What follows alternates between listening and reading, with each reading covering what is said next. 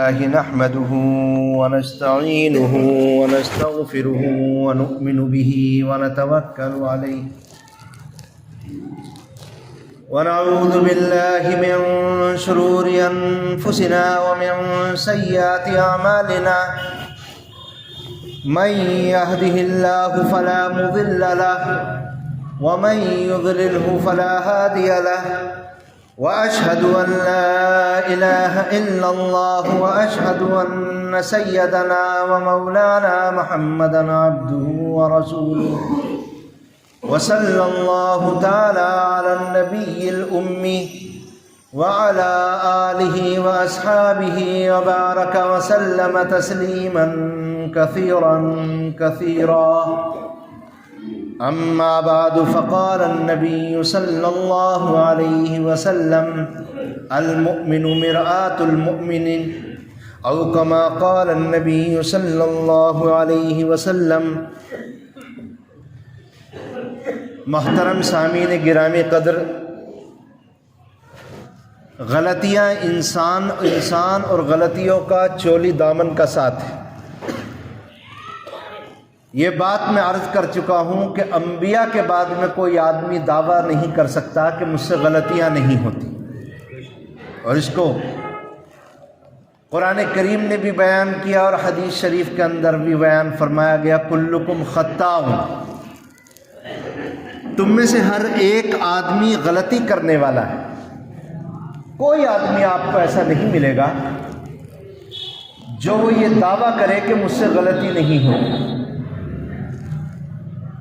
اور غلطی ایک ہی طرح کی نہیں بلکہ اس کی نوعیتیں مختلف ہوتی ہیں. کاروبار کرنے والا اپنی کاروبار میں غلطی کرتا ہے. ایک گھر کا ذمہ دار اپنے گھر کے چھوٹے افراد کے ساتھ غلطی کرتا ہے. ایک بڑا بھائی اپنے چھوٹے بھائیوں کے ساتھ غلطی کرتا ہے.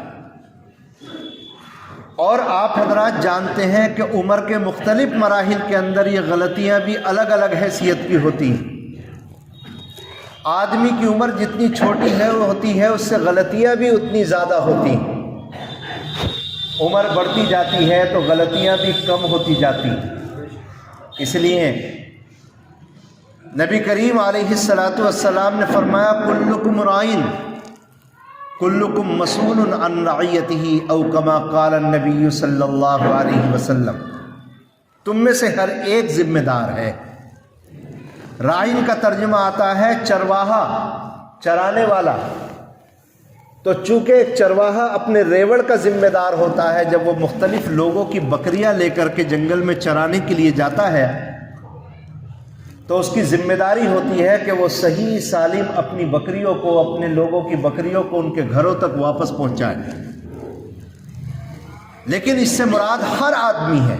ہر آدمی اس کے اندر شامل ہے. گھر کا بڑا بھی شامل ہے، کسی ملک کا سربراہ بھی شامل ہے، کسی قوم کا سربراہ بھی شامل ہے، مدرسے مسجد کے ذمہ دار، گھر کے بڑے، شوہر بیوی، سب اس میں شامل ہیں. تو آقا مدنی نبی کریم علیہ الصلاۃ والسلام نے فرمایا کہ تم میں سے ہر ایک ذمہ دار ہے اور اس کی ذمہ داری کے بارے میں اس سے سوال ہے. اور دوسری طرف فرمایا کلکم خطاء وخیر الخطائین التوابون او کما قال النبی صلی اللہ علیہ وسلم. تو ان دونوں باتوں کو ملا کر کے یہ سمجھ میں آتا ہے کہ کسی آدمی کا یہ دعویٰ کرنا کہ مجھ سے غلطی نہیں ہو سکتی بالکل ہوگی. صبح سے شام تک ہم کتنی لوگوں سے گفتگو کرتے ہیں، ان گفتگو میں کتنی غلطیاں ہوتی ہیں یہ اللہ ہی بہتر جانتا ہے. اب ان غلطیوں کو سدھارنے کا طریقہ کیا ہے؟ آدمی کی عمر پیدا ہونے کے بعد جب سے اللہ تعالیٰ اس کے اندر شعور پیدا کرتا ہے اور قبر میں جانے تک ہر لمحہ اس کے لیے سیکھنے کا. اللہ کے رسول نے فرمایا العلم من المہدی الی اللحد. علم سیکھنے کا وقت ماں کی گود سے شروع ہوتا ہے اور قبر میں دفن ہونے تک اس کے لیے سیکھنے کا زمانہ ہے. وہ لوگ جن کو اللہ تعالیٰ نے اعلیٰ درجے کی سمجھ اور فراست عطا فرمائی ہے، وہ چلتے پھرتے اٹھتے بیٹھتے لوگوں کے ساتھ گفتگو کرتے ہوئے سیکھتے ہیں اور اپنی غلطیوں کو صحیح کرتے ہیں. آدمی اگر کسی کے ساتھ کھانا کھاتا ہے جو ذہین اور سمجھدار ہوتا ہے اور جس کو اپنی حالت صحیح کرنے کی فکر ہوتی ہے، وہ اس مہمانداری میں اگر کہیں جاتا ہے تو وہاں سے بھی 2 باتیں سیکھ کر کے آتا ہے۔ ہم نے ایسے لوگوں کو دیکھا ہے کہ کسی سے اگر مصافحہ بھی ہو جائے تو اس مصافحے کے اندر بھی اپنی غلطیوں کو ٹھیک کر لیتے ہیں، بلکہ ہم نے ایسے لوگوں کو دیکھا ہے کہ سامنے والا کچھ بولے نہ بولے لیکن آدمی سامنے والے کی صحبت سے اور اس کے ساتھ بیٹھ کر کے اپنی غلطیوں کو صحیح کر لیتا ہے۔ الہ آباد کے اندر ہمارے بہت بڑے بزرگ تھے مشاہ وسیع اللہ صاحب رحمۃ اللہ علیہ، ان کا انتقال بھی پانی کے جہاز میں ہوا اور ان کی نعش کو سمندر میں ڈالا گیا جب وہ جہاز سب حج کے لیے جا رہا تھا۔ جدہ میں حکومت نے ان کی نعش کو اترنے کی اجازت نہیں دی، اس لیے جنازہ پڑھ کر ان کی نعش کو سمندر میں ڈالا گیا۔ بہت بڑے بزرگ تھے، ساری دنیا سے لوگ ان کی مجلس میں آیا کرتے تھے، لیکن مولانا اتنے خاموش رہتے تھے کہ کوئی لفظ اپنی زبان سے نہیں بولتے، نہ تقریر کرتے، نہ کسی کو کوئی نصیحت کرتے، نہ سمجھاتے۔ تو ایک دن مولانا شاہ ولی اللہ صاحب رحمۃ اللہ علیہ کے خادموں نے عرض کیا کہ حضرت لوگ ساری دنیا سے آپ کی خانقاہ میں آتے ہیں اور یہ چاہتے ہیں کہ آپ کچھ ارشاد فرمائیں تاکہ لوگ سن کر کے اپنی اصلاح کریں۔ مولانا نے جو بات ارشاد فرمائی وہ سونے کے پانی سے لکھنے کے لائق ہے۔ حضرت نے فرمایا جس کو ہماری خاموشی سے فائدہ نہیں ہوتا اس کو ہمارے بولنے سے بھی فائدہ نہیں۔ فرمایا جس کو ہماری خاموشی سے فائدہ نہیں ہوتا اس کو ہمارے بولنے سے بھی فائدہ نہیں ہوگا۔ تو سمجھدار آدمی وہی ہے جو خاموشی سے یا کسی کے ساتھ ملاقات کر کے اپنی غلطیوں کو صحیح کر لیتا ہے۔ لیکن آج صورتحال بالکل بدل گئی ہے۔ یہ جو ہمارے نوجوان بچے ہیں اگر ان کو کسی غلطی پر متنبہ کیا جائے اور ان سے کہا جائے کہ تم نے یہ غلطی کی ہے تو وہ اپنی غلطیوں کی تعویلیں کرنے لگتے ہیں۔ مثلا کسی سے کہا جائے کہ بھئی تو ہر وقت موبائل چلاتا رہتا ہے، تیری عمر اس لائق نہیں کہ تو ہر وقت اپنے موبائل میں اپنی زندگی کو برباد کرے، تو پھر یہ نصیحت کرنے کے بعد میں اس نوجوان لڑکے کی آپ باتیں سنیں، وہ اپنی غلطی کو اس طریقے سے سمجھائے گا کہ سمجھانے والا تھوڑی دیر میں یہ سمجھنے لگتا ہے کہ غلط یہ نہیں، غلط میں ہوں، میں نے سمجھایا ہی کیوں تھا۔ اگر کسی سے آپ یہ کہہ دو کہ بھئی نماز پڑھا کرو، نماز پڑھنے میں بڑی غلطی کوتاہی چل رہی ہے، تو وہ نماز نہ پڑھنے کے اپنے عذر اتنے بیان کرے گا کہ آپ کو اس پر رحم آ جائے گا، بھئی یہ تو واقعتاً معذور ہے۔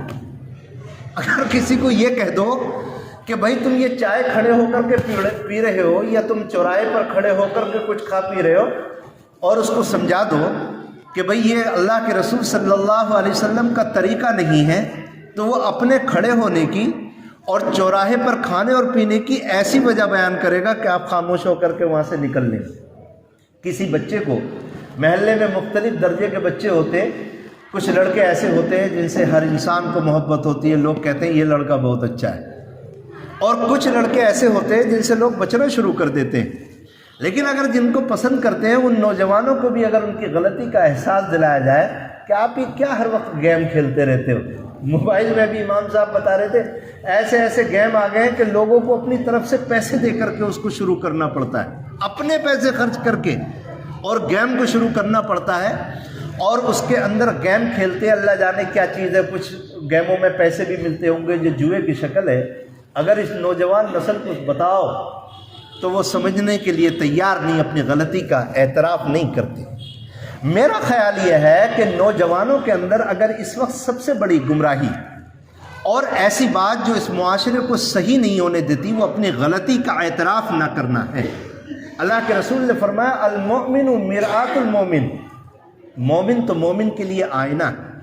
اللہ کے رسول نے فرمایا کہ ایک مومن دوسرے مومن کے لیے آئینہ ہے۔ جیسے ہم لوگ بال کاٹنے کے لیے یا کپڑے پہننے کے بعد اپنے گھر کے آئینے میں کھڑے ہو کر اپنے بالوں کو دیکھتے ہیں کہ ہمارے بال کیسے لگ رہے ہیں، وہ آئینہ آپ کو بتاتا ہے کہ بالوں میں کمی ہے، تو آدمی کنگھا لے کر کے ان بالوں کو ٹھیک کرتا ہے۔ ایک ٹائی لگانے والا ٹائی لگانے کے بعد، اور ایک کوٹ پہننے والا اپنی کوٹ یا شیروانی پہننے والا شیروانی پہننے کے بعد میں آئینے میں دیکھ کر کے سمجھ جاتا ہے کہ ابھی گلا میرا صحیح سے سیٹ نہیں ہوا، تو وہ سیٹ کرتا ہے۔ اس لیے اللہ کے رسول نے فرمایا کہ ایک مومن بھی دوسرے مومن کے لیے آئینہ ہے۔ اس کے دو مطلب ہیں۔ ایک مطلب تو یہ ہے کہ ایک مومن دوسرے مومن کو بتاتا ہے کہ بیٹے تمہارا یہ کام غلط ہے، تمہیں کام ایسا نہیں کرنا چاہیے، وہ مومن خود اپنے آپ کو آئینہ بناتا ہے اور سامنے والا اپنی غلطی کا اعتراف نہیں کرتا بلکہ اس میں تعویلیں کرنے لگتا ہے۔ ایک مرتبہ جامع مسجد کے قریب، کئی سال کی بات ہو گئی، 8-9 سال کی، میں جامع مسجد سے نماز پڑھ کر کے نکلا تو ایک مولانا صاحب مجھ سے ملاقات کر کے وہاں کھڑے ہو کر کے بات کرنے لگے۔ اتفاق سے 2 نوجوان آئے اور دونوں کے دونوں مولوی تھے، اور جو مجھ سے ملاقات کر رہے تھے یہ پرانے عالم تھے ٹانڈے کے۔ وہ جب انہوں نے مجھ سے بھی مصافحہ کیا اور ان سے بھی مصافحہ کیا تو یہ مولانا صاحب ان دونوں کو نصیحت کرنے لگے، ایک اچھی نصیحت کی، اور کہنے لگے تمہارا یہ عمل ٹھیک نہیں، تمہیں اپنے آپ کو صحیح کرنا چاہیے۔ ان دونوں مولوی نے سنا تو کہنے لگے، منہ پر ہی کہا، کہنے لگے اگر پھوڑ اپنا تو کام صحیح کر۔ ان مولانا صاحب کو کہنے لگے پھوڑ اپنا کام تو صحیح کر۔ تو نوجوانوں کا حال یہ ہو گیا۔ تو اللہ کے رسول کے اس حدیث کا مطلب ہے المؤمن مرآت المومن، ایک مومن دوسرے مومن کا آئینہ ہے۔ ان بڑوں کو چاہیے کہ اپنے چھوٹے کے لیے آئینہ بنے، لیکن پیار کے ساتھ ان کو بتائے کہ بیٹے یہ تمہارا کام صحیح نہیں، اللہ تعالیٰ نے تمہیں اس کام کے لیے پیدا نہیں کیا۔ کیا آپ یہ سوچتے ہیں کہ اللہ تعالیٰ نے اتنی بڑی مخلوق صرف اس لیے پیدا کر دی کہ صبح شام کھائیں، رات ہو جائے تو سو جائے، وقت ملے تو موبائل میں اپنا وقت خرچ کر دیں؟ نہیں، ایسے لوگ نہیں ہیں۔ دنیا کے بڑے سے بڑے لوگوں کو دیکھ لو آپ، یہ ابھی آپ کا مرا ہے ہندوستان کا صدر جمہوریہ APJ عبد الکلام، اس کے بارے میں اس کے تذکرہ نگاروں نے لکھا ہے کہ اس نے زندگی میں کبھی ٹی وی نہیں دیکھی، فلم نہیں دیکھی، اور اس کے بارے میں لکھا کہ جب اس کی لاش کو اس کے گھر کو صدر جمہوریہ کے مکان کو خالی کیا گیا اس کے مرنے کے بعد، تو اس کے پورے مکان کے اندر 1 جوڑی جوتا، 3 شرٹ اور 2 پینٹیں تھیں۔ بڑے لوگ ایسے ہوتے ہیں، چاہے وہ دین کے لحاظ سے بڑے ہوں یا دنیا کے لحاظ سے بڑے ہوں، ان کے لیے اپنی زندگی کا ایک ہدف ہوتا ہے، گول ہوتا ہے جس کو وہ کرنا چاہتے ہیں۔ لیکن ہمارے نوجوانوں کا کوئی گول ہی نہیں۔ صبح ہوئی اگر کام کرتا ہے تو دکان پہ چلا گیا، شام کو دوستوں کے ساتھ جو کمایا شام کو اڑا دیا، اور باقی وقت موبائل میں۔ اور نوجوانوں کی ایک تعداد ایسی بھی ہے، اللہ معاف کرے، نہ تو وہ کام ہی کرنا چاہتے ہیں، نہ کسی اچھے لوگوں کے ساتھ جڑنا چاہتے ہیں۔ تو ان بڑوں کی ذمہ داری بنتی ہے کہ ان چھوٹے لوگوں کے لیے، ان نوجوان کے لیے آئینہ بنے۔ اور دوسرا مطلب اس حدیث شریف کا یہ ہے کہ خود آپ دوسروں سے سیکھیں کہ یہ آدمی پاجامہ کیسے پہنتا ہے، مجھے بھی ایسا پہننا چاہیے۔ یہ سامنے والا آدمی داڑھی کیسے رکھتا ہے، مجھے بھی داڑھی ایسی رکھنی چاہیے۔ یہ جب سامنے والا بڑے آدمی سے ملاقات کرتا ہے تو یہ کیسے باتیں کرتا ہے، یہ جب اٹھتا ہے اور بیٹھتا ہے تو یہ کیسے اٹھتا اور بیٹھتا ہے، یہ نماز پڑھنے آتا ہے تو اس کا طریقہ کیا ہوتا ہے۔ تو 2 طریقے سے ہم اپنی ذات کو دوسروں کے لیے آئینہ بنائیں اور خود دوسروں کی ذات کو اپنے لیے آئینہ بنائیں۔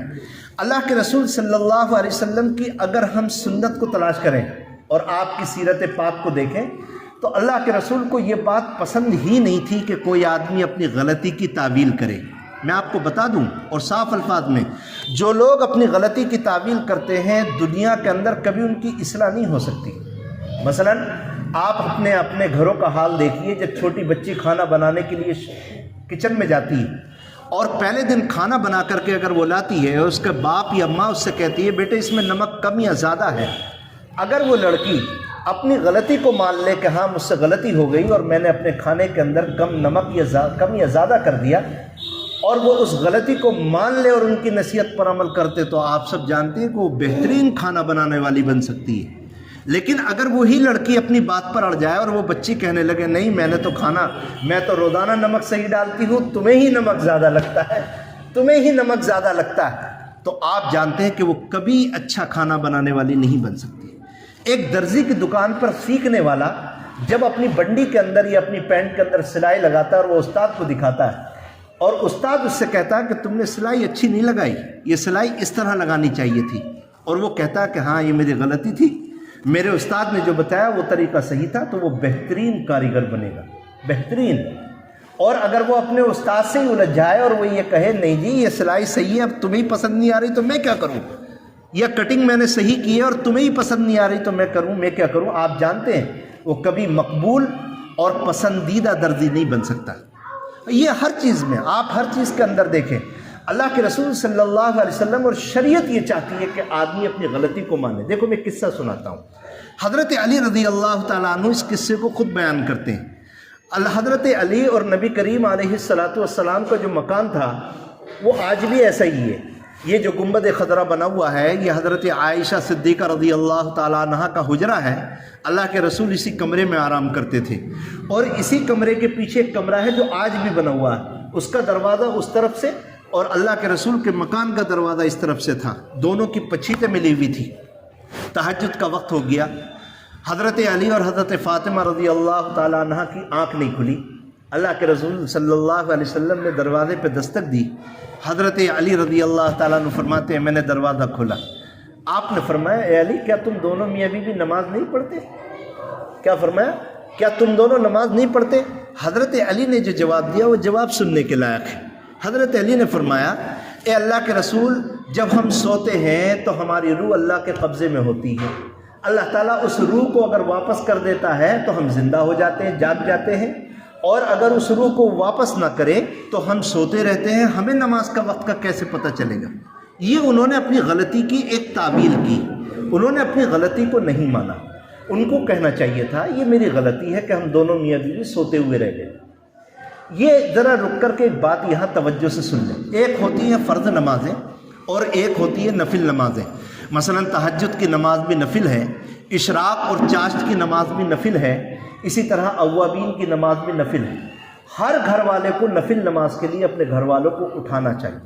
قرآن کریم میں فرمایا گیا وَأْمُرْ أَهْلَكَ بِالصَّلَاةِ وَاسْتَبِرْ عَلَيْهَا، قرآن نے فرمایا کہ تو اپنے گھر والوں کو نماز کا حکم دیا کر اور تو بھی نماز کی پابندی کیا کر۔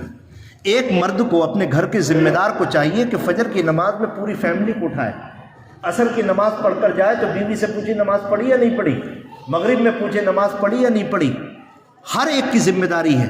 اس لیے اللہ کے رسول صلی اللہ علیہ وسلم نے فرمایا کہ جب تمہارا بچہ 7 سال کا ہو جائے تو اسے نماز کا حکم کرو، اپنے ساتھ لے کے چلو۔ اب دقت یہ ہے کہ بچے شیطانی کرتے ہیں، تو ہم نے ایک کتاب لکھی ہے اور اس میں مسئلے کو حل کیا ہے کہ اپنے چھوٹے بچے کو جو 7 سال کا ہو جائے، یہ کنارے جو ہیں صفوں کے، ان کناروں کے اوپر لے کر کے اپنے بچوں کو کھڑے ہو جاؤ۔ جب بچہ باپ کے ساتھ کھڑا ہوگا تو اس کو شیطانی کرنے یا شور کرنے میں ڈر لگے گا اور ہلکے ہلکے اس کی عادت بنے گی۔ اگر بچے ایک ساتھ کھڑے ہوں گے تو شور کریں گے، تو شریعت نے اس کا حل پیش کیا۔ شریعت میں ہر چیز کا حل ہے، بچوں کو دور کرنا، بھگانا یہ کوئی حل نہیں۔ اس کا حل یہ ہے کہ باپ اپنے بچے کے ساتھ خود سب کے کنارے پر، دونوں طرف جو سبوں کے کنارے اپنے بچوں کو لے کر کے کھڑا ہو، تاکہ بچے باپ کے ڈر کی وجہ سے شور نہ کر سکے۔ تو ہر آدمی، اللہ کے رسول نے فرمایا کہ جب یہ بچہ تیرا 10 سال کا ہو جائے اور نماز نہ پڑھے تو اس کی پٹائی کر۔ پٹائی کرنے کا مطلب یہ نہیں کہ اس کے ہاتھ پیر توڑ دو، ہلکی سی تنبیہ کرو، کمر پر مار دیا، یہ جو رومال ہے اور اس کو رومال کو گول بنا کر کے اس کی کمر پر مار دیا، یہ ہوتا ہے مارنے کا مطلب۔ لیکن ہمارے یہاں کے بچے بھی ایسے ہوتے ہیں، جب تک جو تار تڑاک پڑاک نہ مارے جائیں وہ بھی نہیں سمجھتے ابا غصے میں۔ ہمارے یہاں کے بچے ایسے ہو گئے ہیں کہ اگر بچے کو ڈانٹو سختی سے تو بچہ یہ سوچتا ہے یہ تو ابا کرتے ہی رہتے ہیں، ان کا کیا ہے۔ جب تک غصے میں 2-3 کھینچ کر نہ لگے تب تک بچے کو سمجھ میں نہیں آتا کہ آج ابا کو غصہ بھی آیا ہے۔ تو بہرحال اللہ کے رسول، دیکھو میری بات سنو، کبھی بھی بچے کی تربیت سے پیچھے نہیں ہٹنا۔ ہم یہ سوچتے ہیں کہ بعض لوگوں کا خیال یہ ہے کہ باپ نے اپنے بچے کو 15-14 سال تک سمجھایا، 18 سال کا بچہ ہو گیا، سمجھاتا رہا، جب اس نے نماز نہیں پڑھی تو باپ یہ کہہ کر کے پیچھے ہٹ جاتا ہے میں کتنا سمجھاؤں، کہاں تک سمجھاؤں۔ نہیں، یہ کہہ کر کے پیچھے نہیں ہٹے گا، یہ کہہ کر کے کلکم راعٍ وکلکم مسئول عن رعیتہ۔ اس باپ کی ذمہ داری یہ ہے کہ اپنی زندگی کے آخری دن تک اپنے بچے کو نماز کی تاکید کرتا رہے۔ فذکر فإن الذکر تنفع المؤمنین۔ قرآن نے فرمایا کہ تو نصیحت کرتا رہے، بار بار نصیحت کر، تجھے ایک دن نصیحت یہ نفع دے گی، تیری اولاد نمازی بن جائے گی، تیری بیوی نمازی بن جائے گی۔ بات سمجھ رہے ہیں آپ؟ میرے پاس خطوط ہیں جو مولانا ابرار صاحب رحمۃ اللہ علیہ کے، میں خطوط پر کام کر رہا ہوں، میں نے علی گڑھ، کاش گنج، ایٹا کے علاقوں سے وہ خطوط لیے، تو اس میں ایک خط ہے ایک صاحب کا، وہ اپنے حضرت شاہ صاحب رحمۃ اللہ علیہ کو لکھتے ہیں کہ حضرت میری بیوی پردہ نہیں کرتی، میری بیوی نماز بھی نہیں پڑھتی، میری بیوی غیر مردوں کے سامنے ایسے ہی آ جاتی ہے، میں کیا کروں؟ یہ خط 1950 کے اندر لکھا گیا تھا۔ کب؟ 1950 کے اندر، اور ان کا انتقال 2007 میں ہوا اس عورت کا۔ آخری خط جب شاہ صاحب کو اس نے لکھا تو اس خط کے اندر لکھا ہوا تھا کہ آج میری بیوی کا انتقال ہو گیا، اور وہ مغرب کے بعد میں 20 رکعت اوابین کی نماز پڑھا کرتی تھی. اس کی طبیعت خراب تھی, اس سے اٹھا نہیں جا رہا تھا, اس کو ہوش نہیں تھا. میں نے اپنی بیوی سے کہا کہ اللہ کی بندی صرف مغرب کی نماز پڑھ لے, یہ اوابین مت پڑھ. کہنے لگی کیسے نہیں؟ اللہ تعالیٰ سے ملاقات کا وقت آ گیا, میں 20 رکعت جو روز پڑھتی ہوں وہ آج بھی پڑھوں گی. چنانچہ وہ 20 رکعت پڑھنے کے لیے کسی طرح کھڑی ہوئی, سجدے میں گئی اور انتقال ہو گیا. تو 1950 کے اندر جو خط لکھا گیا تھا, اس خط کے اندر لکھنے والا لکھتا ہے کہ میری بیوی پردہ نہیں کرتی, میری بیوی نماز نہیں پڑھتی. اگر میں اس کو کہتا ہوں کہ نماز پڑھ لے تو وہ مجھے تانے دیتی ہے. اور 2004 کا خط ہے, شاید وہ 7 میں انتقال ہوا. اس میں وہ لکھتے ہیں کہ آج میری بیوی کا الحمدللہ انتقال ہوا اور اوابین کی 20 رکعت پڑھتے ہوئے انتقال ہوا. تو وہ اس آدمی نے ہار نہیں مانی, 60 سال کا زمانہ اپنی بیوی کے ساتھ نصیحت کے ساتھ گزارا. فذکر فإن الذکر تنفع المؤمنین. تو بچہ کسی بھی عمر کا ہو جائے, اسے بیٹے نماز پڑھنے کے لیے چلو, اسے تاکید کرتے رہو. بار بار ہم نے دیکھا ہے کہ جھرنے کے اوپر سے جب ایک بوند بار بار پتھر کے اوپر گرتی ہے تو اس پتھر میں بھی سوراخ ہو جاتا ہے, ورنہ پتھر کو کوئی دنیا کی طاقت نہیں کاٹ سکتی. لیکن جب جھرنے سے ایک بوند مسلسل پتھر کے اوپر مسلسل گرتی رہتی ہے تو اس پتھر کے اندر سوراخ ہو جاتا ہے. یہ تو انسان ہے, بار بار کہنے سے کیوں نہیں سمجھے گا؟ تو بہرحال ہمیشہ اپنے بچوں کو نصیحت کرتے رہیے. وَأْمُرْ أَهْلَكَ بِالصَّلَاةِ وَاسْتَبِرْ عَلَيْهَا. اور تو اپنے بچوں کو, اپنے گھر والوں کو نماز کی تاکید کیا کر اور خود بھی نماز پڑھا کر. تو فرض نمازوں کے لیے بیوی, بچے, بہن, بھائی, عورت, ماں باپ سب کو کہنا ہے, لیکن نفل نمازوں کے لیے سب کو نہیں جگانا ہے کہ تہجد کے لیے سب کو اٹھائے کہ بھائی تہجد پڑھو, اشراق کی نماز سب پڑھو. نہیں, آپ کے جو زیر تربیت لوگ ہیں, مثلا آپ کی چھوٹی اولاد, آپ چاہتے ہیں کہ میری اولاد تہجد گزار بن جائے تو ان کو تربیت کی نگاہ سے اٹھایا جا سکتا ہے. یا مدرسے کے اندر جو ایک استاد پڑھاتا ہے اور وہ یہ چاہتا ہے کہ مدرسے کے طالب علم, مدرسے کے پڑھنے والے طالب علم وہ تہجد گزار ہو جائیں, تو وہ اپنے بچوں کو, اپنے مدرسے کے بچوں کو تہجد میں اٹھا سکتا ہے. تو اللہ کے حضرت علی رضی اللہ تعالیٰ عنہ اور حضرت فاطمہ رضی اللہ تعالیٰ عنہ, یہ اللہ کے رسول کے بیٹے اور داماد ہیں, اللہ کے رسول کے زیر تربیت. اس لیے اللہ کے رسول تہجد کے وقت میں اٹھانے کے لیے گئے تھے. آپ نے پوچھا اے علی کیا تم دونوں میں ابھی بھی نماز نہیں پڑھتے؟ تو حضرت علی نے کہا کہ اللہ کے رسول یہ تو اللہ کے ہاتھ میں, اگر اللہ جگا دے تو ہم اٹھ جاتے ہیں, نہیں آنکھ کھلی تو ہم کیسے اٹھیں گے. اللہ کے رسول کو یہ جملہ بہت ناپسند ہے. اللہ کے آپ نے فرمایا کہ انسان بہت لڑتا ہے, انسان بہت بحث کرتا ہے, اور آپ غصے میں چلے گئے. حضرت علی خود فرماتے ہیں کہ مجھے اپنی غلطی کا احساس ہوا کہ مجھے اللہ کے رسول سے ایسی بات نہیں کرنی چاہیے تھی, مجھے یہ کہنا چاہیے تھا کہ ہاں میری غلطی ہے, مجھے اٹھنا چاہیے تھا. اپنی غلطی پہ لیپا پوتی کرنے والا کبھی کامیاب ترین دنیا کا انسان نہیں ہو سکتا, کبھی نہیں. اللہ کے رسول پسند ہی نہیں کرتے کہ کوئی آدمی, صحابہ کی اگر ذات کو اٹھا کے دیکھو, حضرت ابو ذر غفاری کہتے ہیں کہ ایک مرتبہ اللہ کے رسول نے میری طرف دیکھا اور میری طرف دیکھ کر اپنے دانت میں ہونٹ کو دبا لیا. آدمی کرتا ہے نا ایسے دباتا ہے. بس حضرت ابو ذر کہتے ہیں میں تھر تھر کانپ گیا کہ کہیں مجھ سے ایسی کوئی غلطی تو نہیں ہو گئی. حضرت ابو ذر فرماتے مجھ سے کوئی غلطی نہیں ہو گئی, کیونکہ اللہ کے رسول نے اپنے ہونٹ کو اپنے دانت کے نیچے دابا ہے, دانت کے نیچے دابا ہے. تو حضرت ابو ذر کہتے ہیں میں تھر تھر کانپ گیا کہ مجھ سے کوئی غلطی تو نہیں ہو گئی. یہ دنیا کے سب سے سمجھدار لوگوں کا حال ہے کہ وہ اپنی غلطی کی اصلاح کے لیے ہر وقت کہیں. ابو ذر غفاری کہتے ہیں کہ میں اللہ کے رسول مسجد کعبے کے سامنے بیٹھے ہوئے تھے اور میں اللہ کے رسول کی طرف آ رہا تھا. اللہ کے رسول نے میری طرف دیکھا اور دیکھنے کے بعد میں فرمایا ہم الاکثرین ہم الاکثرون ورب الکعبہ, اللہ کی قسم وہ لوگ بہت بڑے گھاٹے اور خسارے میں. ابو ذر فرماتے میری تو جان نکل گئی کہ کہیں ایسا تو نہیں مجھ سے کوئی غلطی ہو گئی ہو, قرآن میں میرے بارے میں کوئی آیت نازل ہو گئی ہو. میں اللہ کے رسول کی خدمت میں حاضر ہوا, میں نے کہا اللہ کے رسول مجھ سے کیا غلطی ہو گئی؟ آقا نے فرمایا نہیں, یہ آیت تمہارے بارے میں نازل نہیں ہوئی, دوسرے لوگوں کے بارے میں نازل ہوئی. تب جان میں جان آئی کہ مجھ سے کوئی غلطی. حضرت عمر رضی اللہ تعالیٰ عنہ کتنا بڑا آدمی, آقا نے فرمایا کہ اگر میرے بعد کوئی نبی ہوتا تو عمر ہوتا, اگر میرے بعد کوئی نبی ہوتا تو عمر ہوتا. آپ نے فرمایا عمر فی الجنہ, یہ عمر جنت میں جائے گا. کتنی بڑی فضیلت ہے. ایک مرتبہ اللہ کے رسول نے ایک صحابی کو کہا کہ عمر کو ان کے گھر سے بلا کے لاؤ. حضرت عمر فرماتے ہیں کہ جب وہ آدمی مجھے بلانے کے لیے آیا تو بس مجھ سے چلا نہیں جاتا تھا, بڑی مشکل سے اللہ کے رسول کے گھر تک پہنچا. ہر وقت یہی ڈر لگا رہتا تھا یا اللہ مجھ سے کون سی غلطی ہو گئی, مجھ سے کون سی غلطی ہو گئی. یہ صحابہ کا حال تھا. میرے بچوں بات سنو, نوجوانوں, اگر تم سے اگر کوئی محبت کرنے والا تمہارے والد, تمہارے چچا، تمہارے رشتہ دار، محلے کے بڑے بوڑھے اگر کوئی نصیحت کریں، یہ سب تم سے محبت کرتے ہیں، ان کی بات کو مانو، ان کی بات کو مانو۔ بلکہ میں تو یہ کہتا ہوں کہ اگر دشمن بھی تم سے کوئی بات کہے، اس بات کی بھی لیپا پوتی مت کرو، اپنے گریبان میں منہ ڈال کر دیکھو کہ کہیں ایسا تو نہیں کہ ہم سے کوئی غلطی ہو گئی ہو، اگر ہوئی ہے تو اس غلطی کو ٹھیک کرو۔ حضرت گنگوہی رحمۃ اللہ علیہ جو ہمارے بزرگوں میں ہیں، یہ بریلوی علماء حضرت پر کفر کا فتویٰ لگاتے تھے اور حضرت کو گندے گندے خط لکھتے تھے، ماں بہن کی گالیاں لکھتے تھے۔ حضرت گنگوہی رحمۃ اللہ علیہ مدینہ منورہ سے ایک مٹی لائے تھے اور اس مٹی کو اپنے سرمے میں ڈال کر اس کو اپنی نگاہوں میں لگاتے تھے۔ مدینہ پاک کی مٹی سے اللہ کے رسول کو اتنی محبت تھی۔ مٹی نبی لگائے یا مٹی ایک عام آدمی لگائے، مٹی تو مٹی اپنا کام کرے گی۔ حضرت گنگوہی کی آنکھیں کٹ گئیں اور نگاہیں ختم ہو گئی، روشنی ختم ہو گئی۔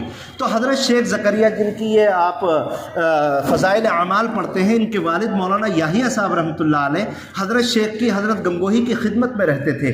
جو خطوط باہر سے آتے تھے وہ خط انہی کو پڑھ کر کے سناتے تھے۔ تو وہ گالی والے خط بھی آتے تھے، وہ گالی والے خط بھی پڑھ کر کے سناتے تھے۔ اب حضرت مولانا یحییٰ صاحب نے سوچا کہ حضرت کو یہ گالی والے خط پڑھ کر کے کیوں سناؤں، اس کا کیا فائدہ ہے، اس کا کیا فائدہ ہے؟ ارے آدمی گالی بک رہا ہے، حضرت کو سنا کر کے کیا فائدہ، حضرت کا مزاج ہی خراب ہوگا۔ انہوں نے خط وہ آتا اور ایک طرف ڈال دیتے، حضرت کو نہیں سناتے۔ ہفتے، 2 ہفتے، 3 ہفتے جب گزر گئے تو حضرت گنگوہی رحمۃ اللہ علیہ کو آپ سننے کی بات ہے، بڑوں کی بات بھی بڑی ہوتی ہے، بڑا بننے کے لیے دل بھی بڑا چاہیے، جگر بھی بڑا چاہیے۔ حضرت گنگوہی رحمۃ اللہ علیہ نے فرمایا، مولوی یحییٰ بہت دن سے کوئی گالی والا خط نہیں آیا، کیا بات، آنا بند ہو گئے؟ حضرت مولانا یحییٰ صاحب نے عرض کیا کہ حضرت خط تو آتا ہے لیکن میں اس کو چھپا دیتا ہوں، میں سوچتا ہوں کہ آپ کو کیا خط سناؤں، اس میں کوئی فائدے کی بات تو ہوتی نہیں، آپ کو بھی۔ آپ نے فرمایا نہیں، وہ خط ہمیں سنایا کرو، کیا پتہ مخالف نے ہمارے اندر ایسی کوئی غلطی دیکھ لی، ایسی کوئی کمی دیکھ لی جس پر ہماری نگاہ نہ گئی ہو، اگر وہ مخالف ہماری غلطی کا متنبع کرتا ہے تو ہم اس غلطی کو ٹھیک کر لیں گے۔ یہ ہے سننے نوجوانوں، یہ ہے۔ تو اگر مخالف بھی کوئی بات کہے تو اس غلطی کو سوچو اور سوچنے کے بعد میں اس کو ٹھیک کرو، اور دیکھو اللہ کو بھی بہت پسند ہے۔ وقت پورا ہو گیا، پھر سنائیں گے۔ وآخر دعوانا الحمدللہ۔